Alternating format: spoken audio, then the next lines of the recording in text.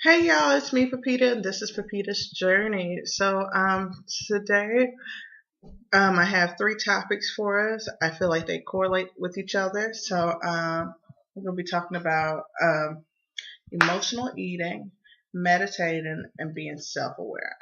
I feel like they all correlate, and I know if you've been listening to this for a while, I've touched on me and emotional eating a couple of times, so I felt like maybe I should go a little bit in depth and also help anybody out here who's been struggling with the same thing.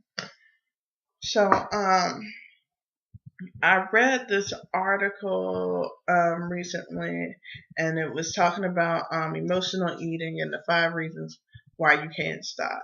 So I figured I'd just go with the 5 reasons.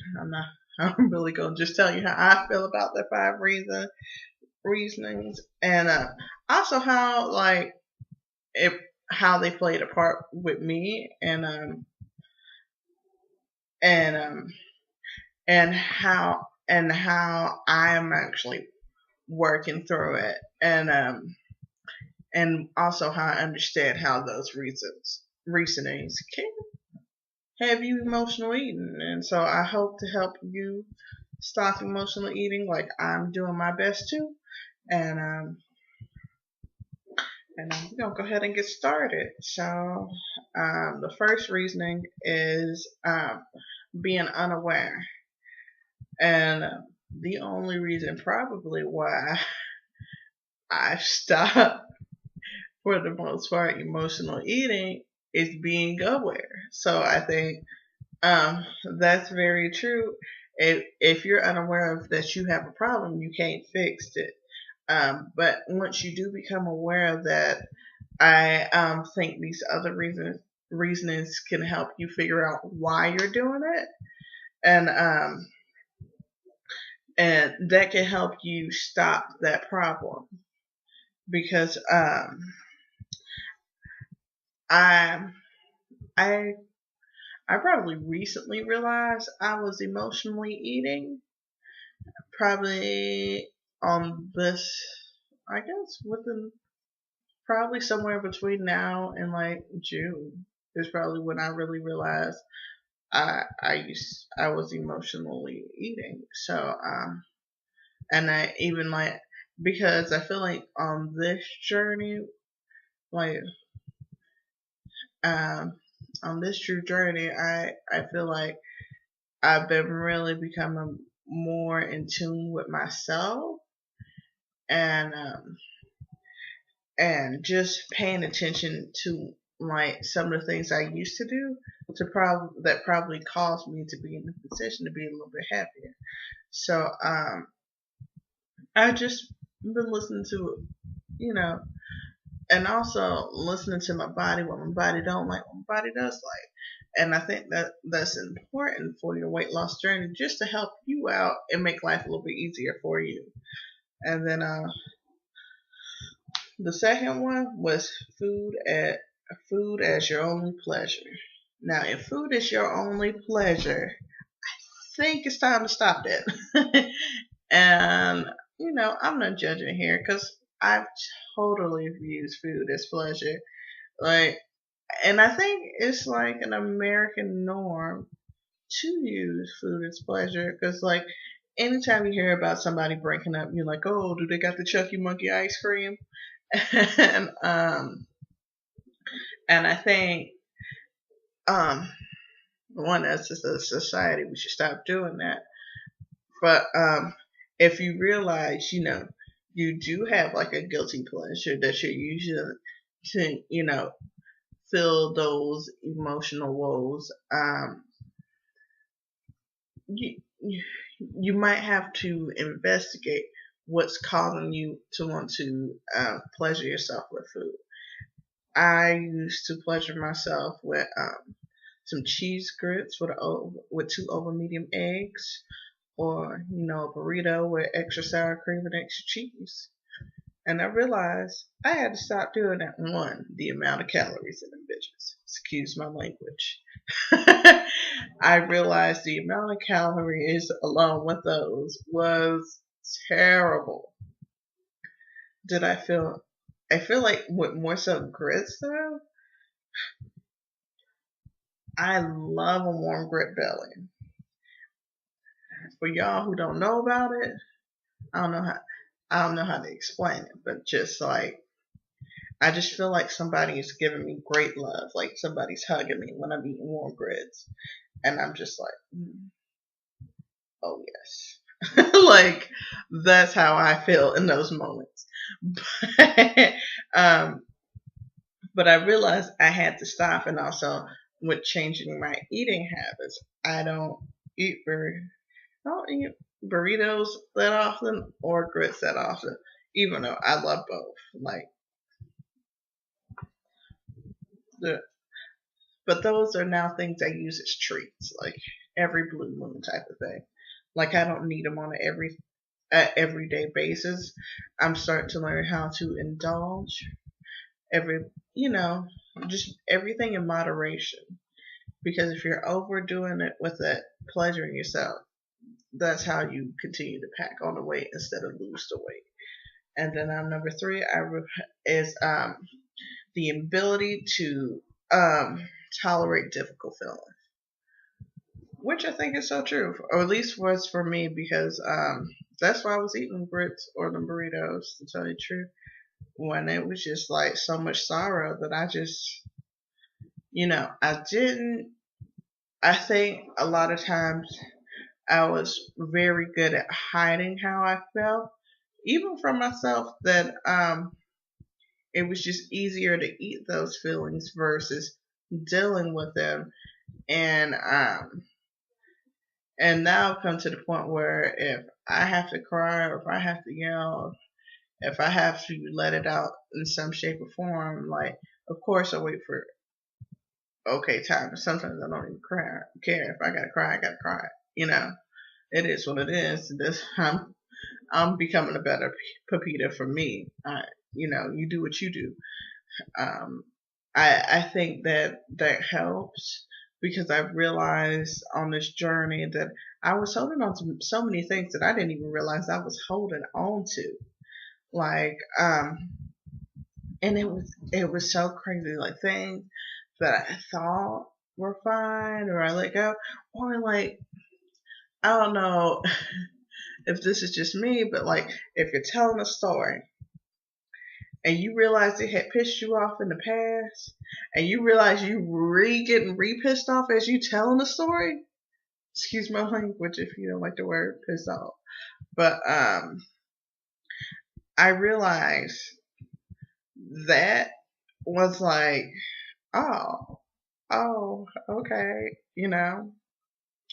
that's how you feel, and I'm starting to come more in tune with, if I feel a certain way, I just need to go ahead and admit that to myself and just go ahead and deal with it in some type of way. If I have to write it down, or, you know, find me some alone time to just cry it out and let it go. I feel that's what works best for me. And also, um, that's also what I started doing with my meditation, is to also help with my emotions. So I'll speak more on that when I start talking about meditation. And then the next one is body hate. If you are one of my family members, you probably know this is one of the ones I know how to do the opposite of. It's body love. But as crazy as it sounds, before I got to body love, I dealt with some body hate. So, and y'all probably didn't realize that. But I feel like in this society it is easy. Because like a lot of people insinuate when you're bigger, you can't be both big and pretty. And also, pretty doesn't have to be out here. Your personality. I feel like if your personality is not pretty, you're not pretty either. So so I think those things play a part with how you feel, and so what I've come to realize is if you feed yourself positivity, not just with food, like giving yourself good food, you have to feed your mind with positivity about your body too. Um, for me, I think my work in progress of getting there was just wearing stuff that I liked because like I work in front of a mirror, so I feel like part of my job is having to have a positive image of myself in front of me or like thoughts because I'm in front of a mirror and I feel like my clients will feel when I'm not confident about how I feel about myself. So, which probably wouldn't give them a great experience. So, I feel like within these months, some of them probably notice a change in me because like I've become a lot more comfortable. Um, Well, being in front of the mirror, I feel like I'm almost 17 all over again, and you can't tell me nothing. Like I know I'm a hot out here in these streets, but I feel like to get into that point, it's definitely telling yourself that, and I I think, and this is just one of the things I believe in. I feel like if you put positivity in the atmosphere, you'll get positivity, and vice versa. If you put negative into the atmosphere, you'll get negativity. I've even I've even had instances with my like new clients if they sit in the chair and they're like, "Oh, this is going to be nothing but terrible. Every hairstylist I've been with was terrible," um, and I've had to tell them like, "Hold up, you ain't been with me. You don't know me. I ain't them." And then and I would be politely saying this, but like this is just my paraphrasing of it, and I would say if you think this is going to be terrible, I don't want you in my chair. I mean no harm by this, but if you think this is going to go negatively, it will be. You won't like my work. You won't like what I'm going to do. So at this point,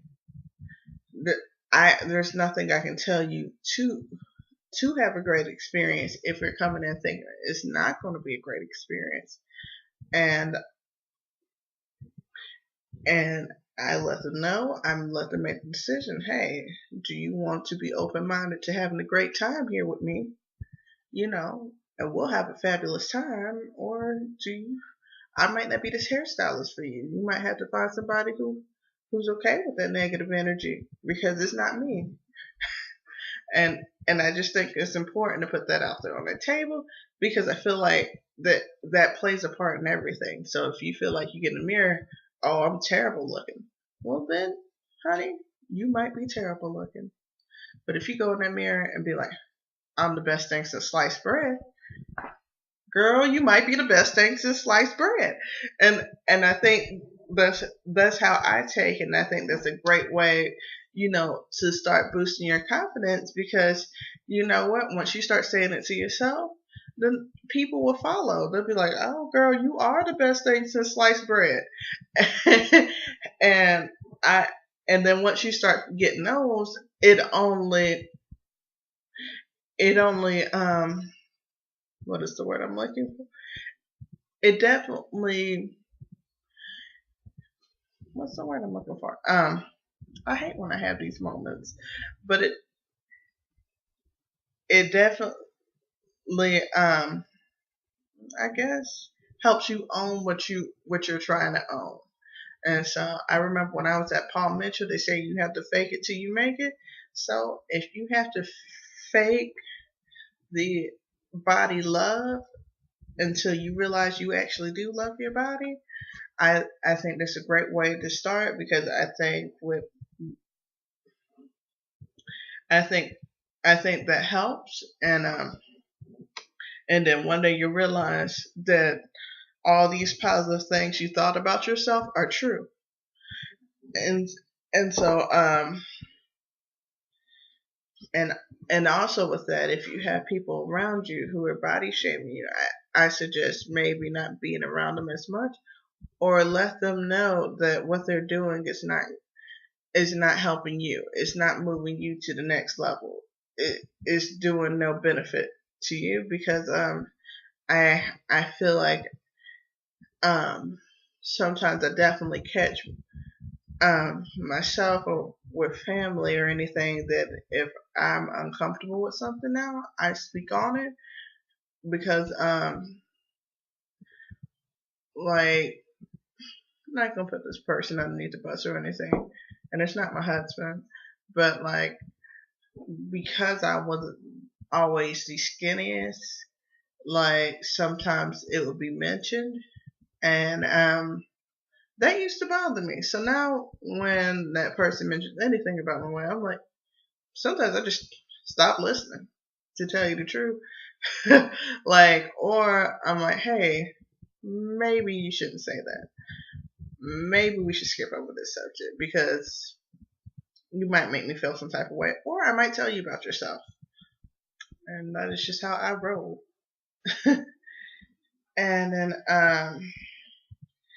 the last one was physiology, and I guess that's uh where you're not eating enough or you're getting too tired, and so then that leaves you in a vulnerable state to emotionally eat. So which is sending your which can signal some wrong signal, which can signal your body the wrong message about eating. So if you're too tired and you're too hungry, um, that actually may lead to this whole list of things, which is one of the things I did my best. I guess I didn't even know that played a part too was eating on a regular basis, which was like my step one to my weight loss journey was just eating because I was very guilty of this one because as a hairstylist in the culture, um, most hairstylists, if you're a great hairstylist, you're not eating. Meaning you're too busy to eat, so you don't have the time to eat, you don't have the time to pee, you ain't got time but to do hair. And that shows you are a great stylist. And when I've come to realize is that's toxic thinking. Because for you to be a great stylist, you need to be a healthy one. And so find time for you to go ahead and give yourself a break. Because that's just terrible. I don't I could see how, if you're too busy, you can't eat. I think that's terrible. You should still always eat. You should make sure you have time to eat. Um, because I do my best to try to eat still 3 to 5 times a day, even if I'm intermittent eating. Like if I'm waiting until after, like say the last time I ate was 8 p.m. the night before, and I'm waiting until after 12 to eat again, I'm still gonna have like I'll make coffee might be my breakfast, which I just drink that black. And then of course I'm drinking a lot of water, and sometimes I'm doing like I'll put like some cucumbers or limes or lemon in my water, and I'm getting the nutrients from that too. And then or I might even have a smoothie. I love smoothies, and now that there's a smoothie king by me, having it all the time. So I think that's pretty cool. And then after like 12 or 1, I'm gonna eat me some lunch, and then also dinner, and then of course maybe a snack or a dessert. And and most time my dessert might be like berries or something, or like some. I like even Enrich's ice cream. It's low carb and it tastes better than Halo. Not hating on Halo, just wasn't my cup of tea. So, um, and I feel like your body runs better if if it doesn't think you're going to be starving. At least that's what I've noticed with my body. It's like now that I'm never starving myself anymore, like it just it knows I love it and it loves me for it. So we're in a great relationship. And then I guess I'll go ahead and get into meditation where because I think with meditation it'll play into being self-aware and maybe even helping you become self-aware. And so I wanted to let you know some of the benefits of meditation and how I got into it.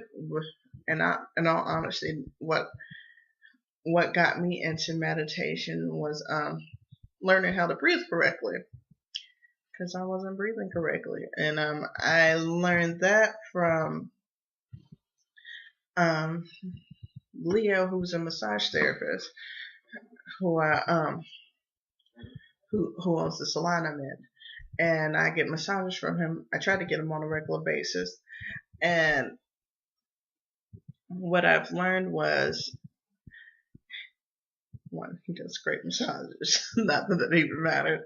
But what I learned was when he's working out my knots, if I'm breathing correctly, it soothes me where that he can get the knot completely out. And sometimes the knots are painful to get out. So it kind of helps him help me. So at first I didn't realize I was doing very shallow breathing. And he was like, Peter, I don't think you're breathing. And I'm like, I'm breathing. I breathe. He was like, he didn't feel it, which was weird to him. And then once I learned how to breathe correctly, I think that helped. One that helped a lot because then with breathing correctly, I started stretching more because I just wanted to do something while I was sitting there.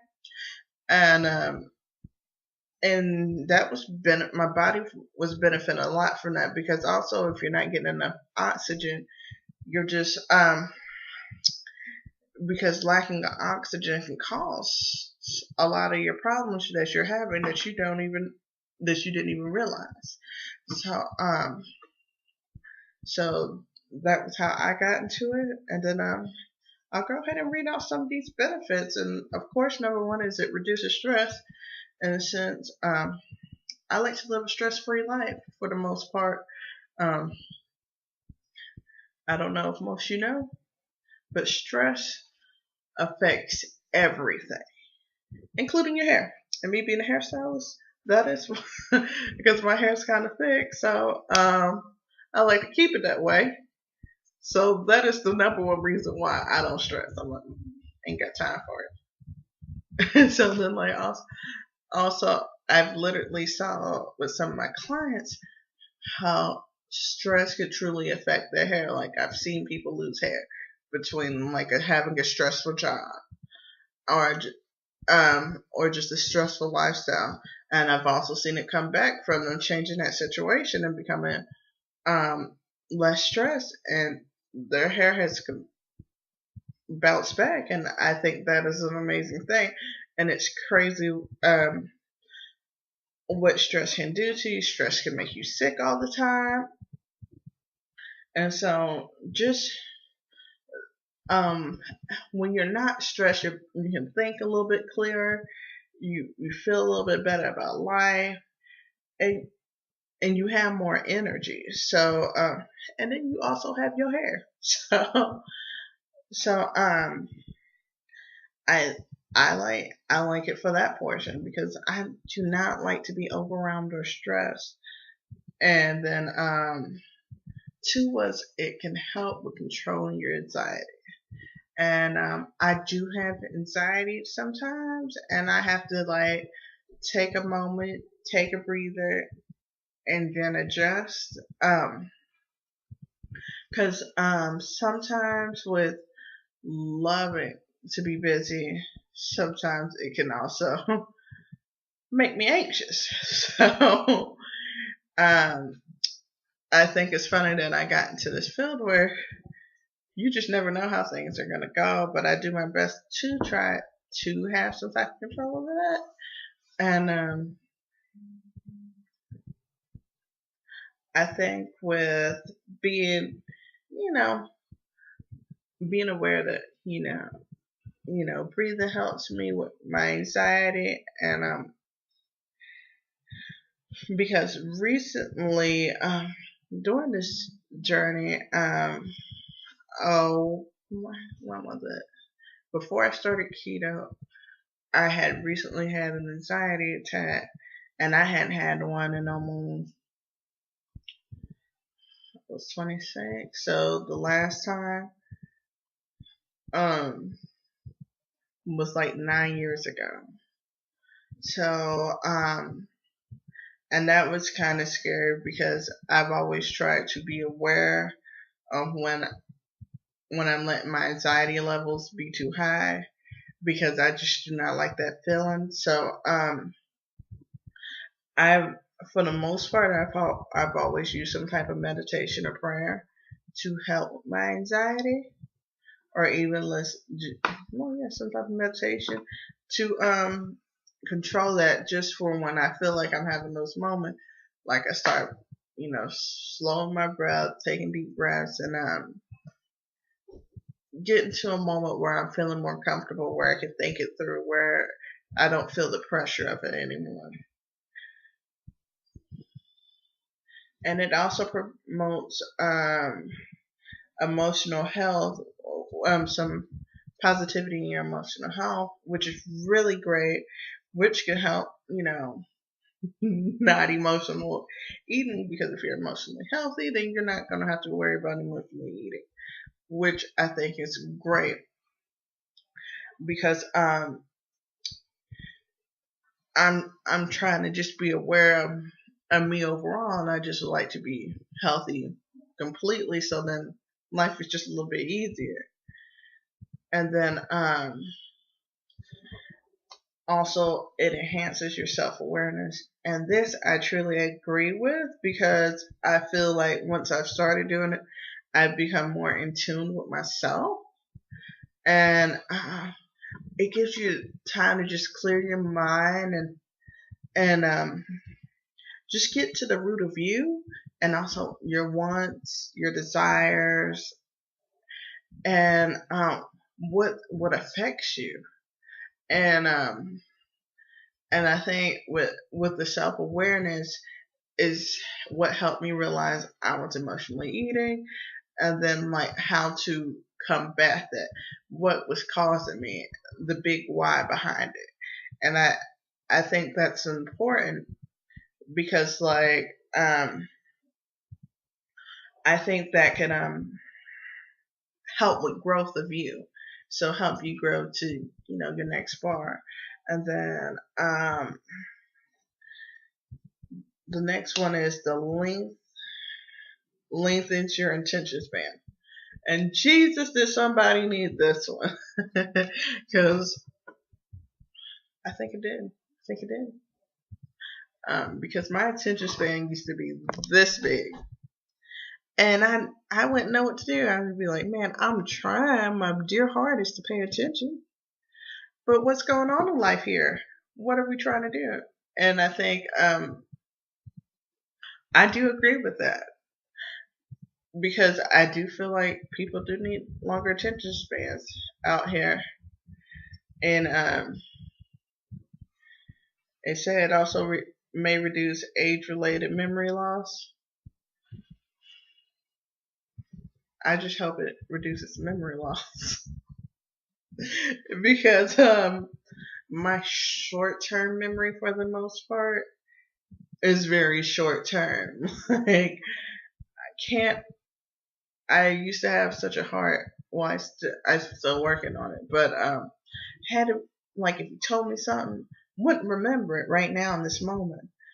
But ask me a year later, I bet you I know what you told me today. And it just made no sense, because like my long term memory 10 times better than the short term.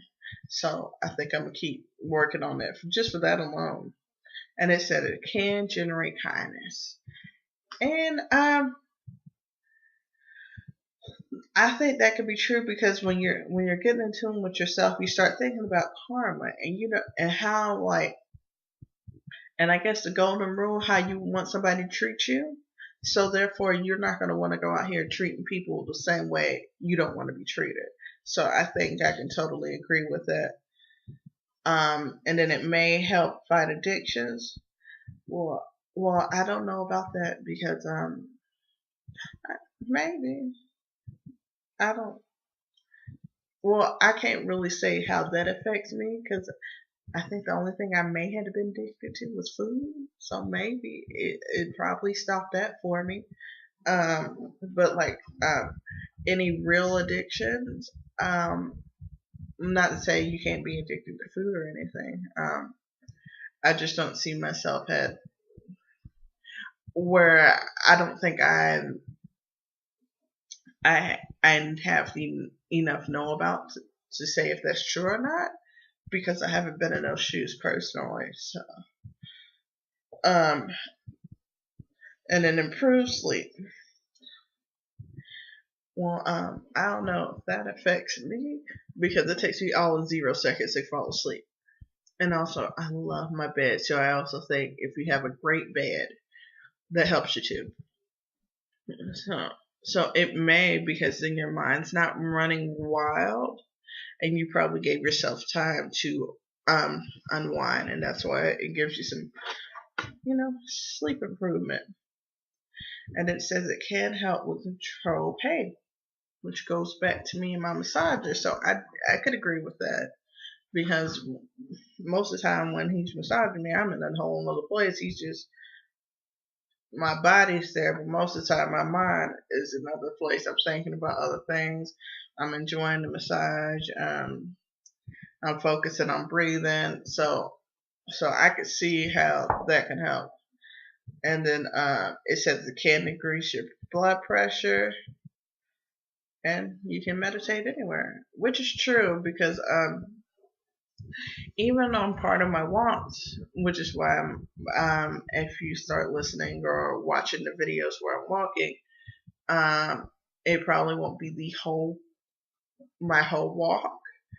It probably just be a portion of it because sometimes I need a moment just to think about what's going on in my life for myself to kind of prep before I actually talk to you guys and you get to hear what's going on in my day to day and or even what's going on the news and how it affected me mentally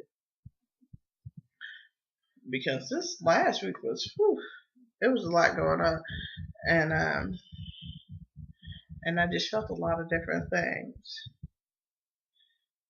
And then let's go ahead and talk about being self-aware. And I'm gonna just read you the 10 benefits to that. And so the first thing I see on here is it says self-awareness is crucial for a person's development. The benefits are greater understanding of yourself and how you interact with others, which I think is true because and I think that will overall be greatly beneficial to you and will help you grow as a person, which is what I'm doing right now with myself is trying to grow as a person. And um, I want to grow as a person and just take my life to the next step. Like I just want to be overall like healthy and just feeling great in life. Not that I'm not feeling great today, but I just I I want to truly enjoy life to the most and just go in it with a positive vibe. So so I'm gonna go ahead and get started um with their reasonings and the first one is your basic understanding of yourself constantly grows deeper.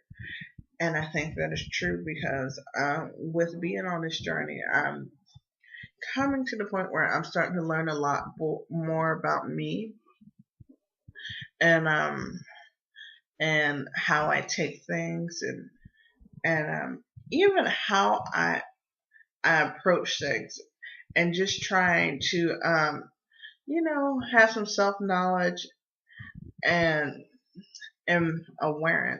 awareness of how I affect others and how others affect me. And then it says you can be proactive rather than reactive, and I think that's true because instead of I I am a I've always been a person who liked to avoid situations anyway. Um, so for the which sometimes it makes me very passive, but I'm also trying to find that balance um with being proactive because like not in just in situations because I don't like to play the victim anyway. So I think with adulting in general, I think it's important to it even if it's proactive in business planning or start or just making sure your day starts off great. I mean, those are great reasons to be, proactive instead of just in confrontations. So, I think that that's important on its own. And then it says you tend to not take things so personally, which I think would being in the artist field, I think that's important because I think it used to be easy for me to take things so personally, and then and now I'm trying to get to a point where I'm in more of understanding moment for people, where I try to understand people instead of just um, feeling so hurt just because uh, of my flaws and things like that. I'm just using those moments as discoveries, as Paul Mitchell used to say, so I can discover how to fix some of those things or move forward and grow from it, which flows right into the next one is where you think of your mistakes as tools for growth. And I think that's important because once you learn what not to do, it's easy because you realize what you should do, which is the complete opposite, which I think is pretty great. Because when you're able to grow, sky's only the limit. And then, if you're on this journey to becoming a better you, and if that means losing weight as well, because um, if this is your first time or if you've been listening for a while, you know that I still have 100 pounds I'm trying to lose. So like this month, I'm gonna try to kick it into gear and see how much I can lose this month alone. And I want to see if I can lose 20 pounds by May 1st. We'll see. Even if I lose 10, I'm still gonna be very grateful. But right now I'm just geared into keeping um not having as many cheat days, even though I know at the end of the month I will probably have a couple of cheat days, but at the same time balance it with some exercise. So we'll just see because at the end of the month my mother-in-law's getting married and I'll be in South Carolina and in Georgia with my mom. So and we're gonna go out to eat. So you kinda gotta cheat, but also don't feel so bad about cheating either. I think as long as you got a goal you're working for. To I'm a goal oriented person, so which when I became self aware because I started thinking about the past and what motivated me most were goals. So I find that even if my goal is outrageous, I like to have high goals because like I just want to be able to try and get to the next level. So um I think that's a really cool thing. So if you're on your weight loss journey too, set yourself little goals here and there, just so you can reach it. Like, oh, I like to lose 20 pounds. See how soon you reach that 20 pounds. For me, I'm gonna shoot for this month, and we'll see if I lose that 20 pounds in a month. I'm gonna say yes. We're we know we're only human, and because right now I'm 258, and so by May 1st, all I have to be is 238, and I'll be really happy. And then it says, you know why you do the things you do. And I think that's important to know why you do the things you do. And I think learning more about the why I do the things I do is how I found out I had an issue with emotionally eating. And then, because then it gives you the chance to grow from those things too, and to create correct habits, or if they're good habits, to continue those good habits. Um, it says you have better relationships. I think that's very important. And I don't know if you guys are married and single or not, but I'm married, and I like to be self-aware because um, one, to see how it affects my husband. Like, because one thing I like to make sure is, one, what am I doing to affect my husband to keep us good? Because we're not getting a divorce. I hope he knows this. No, he does. But to keep us in a healthy relationship, I know I have to be in a great relationship with myself. And then, because if I can be honest with myself, it's going to be easier to be honest with him or with anyone. Because I think that honesty is really important. And then it also says it's great for pursuing your goals and dreams, which is very true. Has I know most people has probably been talking about or had Nipsey Hussle down their timeline, and I've even actually posted it on my Instagram. If you follow me at Pepita's underscore journey on Instagram,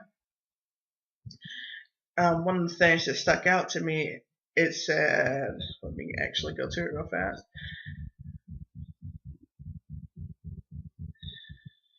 It was his tips to being successful, and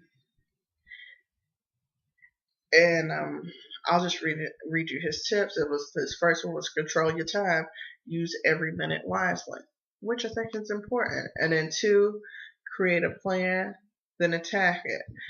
A dream, um, a dream without a plan is a wish, and that stuck to me. Like I really I really felt like I felt that. So and then it says don't expect from others, put in your word. And then four was don't let your past create your future. Everyone can change. And I thought that was very inspirational and very motivational. So um, so I thought that was pretty cool. And so that's what I'm doing is I'm wanting to put a plan behind. I'm putting game plans behind my dreams. And I don't know if you guys like to do vision boards, but I do recommend them. I think they're pretty awesome. So maybe one of my next videos might be a vision board. Oh, me doing a vision board. And then it says let go of the past hurt, which I think is very important because it can also help you um, emotional eating and of that nature, or binge eating. And when you let go of those things, it's like literally a weight. Let's let go of a weight. And and that just makes you feel overall better. Like, um, especially if you're dealing with depression or anything of that nature, I think that will help you a lot because a lot of times when you're hurt, you're feeling down, and you tend to sleep a lot, which is a sign of depression. And so I do think it's great to let go and figuring out the best way to let go of that hurt for you. And then so I do think it is important to have healthy boundaries. Um, so that's a part of being self-aware, and so you can figure out what boundaries will best benefit that are going to be beneficial to you, and even to respect other people's boundaries. I think you can use those both ways. So when you're self-aware, you should become aware of how you like to feel and how others like to feel, and then live in the here and now. And that does take the stress of worrying or like feeling regretful and all that, because I think um one of my clients actually told me this, and I found it to be very profound. And she said, I was telling her how, like, I don't have many regrets, but I have a couple. And she says, you're not living if you don't have any regrets. And I think that's true. And you can't fix the past, and all you can do is learn from it and work towards the future. And also, I know I'm guilty of doing this, is always planning three different futures. And sometimes it's great to just, take a break from that and live in the moment. Use those moments to, like, go ahead. If you do want to go ahead and plan out your future and have those goals, I think that is fabulous, because that's what I'm doing now. And I think eventually I'm going to happily share with you guys one like a vision board and how I'm doing it, or even how to map out goals of that nature, because I think it's important to have those in place, because it just helps you. And then when you become self-aware, and it just helps you be able to grow, and not in a way of just being um, conceited and stuff like that. I think it just helps you to get a different maturity level. And then so I think with doing that, you're able to let meditation help you with two different things, which is using meditation to help you become a little bit more self-aware, and using that self-awareness to help you fix those problems, or to help you correct any problems that you are having. So I hope you enjoyed today's episode, and I hope I was able to give you some great insight on my experience with emotional eating, meditation, and also becoming more self-aware, because I think that it's going to help me become a better Peta. And with being a better Peta, I want to be, an awesome hairstylist, awesome wife, and awesome person. So I hope you enjoyed today. If you would like for me to get some more insight from me, or have any questions for me, please email me at pepitasjourney@gmail.com. And again, that's pepitasjourney@gmail.com. And y'all have a great one. And bye.